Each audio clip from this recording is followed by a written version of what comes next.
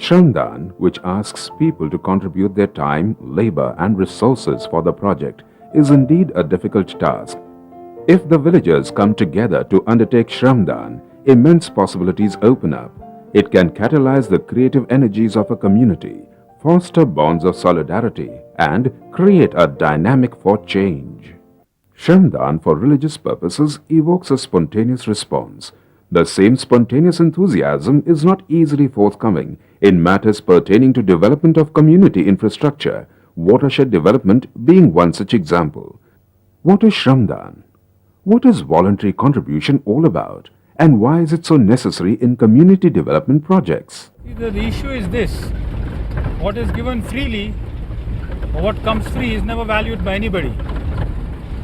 And so, if you want to first identify what people really want and need, the only way you can identify is, if you look at it in the market economy, is how much are they willing to pay for something. And in the developmental field, to what extent are they willing to contribute? That is an indicator of how much people really need a particular thing or a particular activity. Otherwise, what happens is, if you give it free, then it's more a reflection of your need rather than theirs. Women play an important role in Shramdaan activities. Women are often key agents of change. They motivate and prod the men.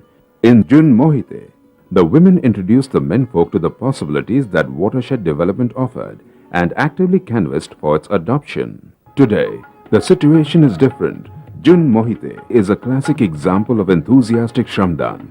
When we visited Jun Mohite, this was the scene. Apparently, in each of these villages, we find that a committed and concerned leadership is a crucial requirement for fostering and strengthening social consensus, purpose and will.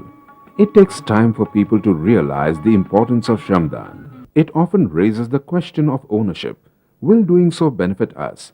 The landless and marginal farmers fear that the majority of the benefits will go to the large landholders, and they are understandably reluctant to contribute. The landless laborers ask, why? Why should we do Shramdaan? How will it benefit us? It's a whole question of whose work is it anyway? Whose life is it anyway? I mean, if you're going to get benefits from something, then you make it happen. I mean, you contribute to that.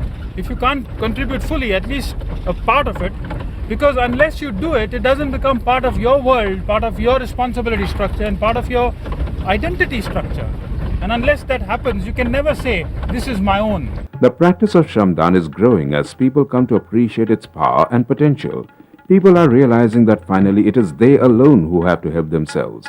Waiting for the government to help them at their doorsteps is going to be a long, if not futile way. मतलब पानी के लिए कि हमारे अगर पानी की सुविधा हो जाएगी तो हमारी स्थिति थोड़ी ठीक होगा, तो इसके लिए हमारी सारी गांव की महिलाएं वो पर्दा वाली है जो घूंघट पर्दा छोड़ के और वहाँ काम पे गई और उसने सबने श्रमदान किया. And that's what Socrates meant. Development is more than just the planting of trees, the digging of trenches, and the building of dams. It is the mind of man that holds the key to progress.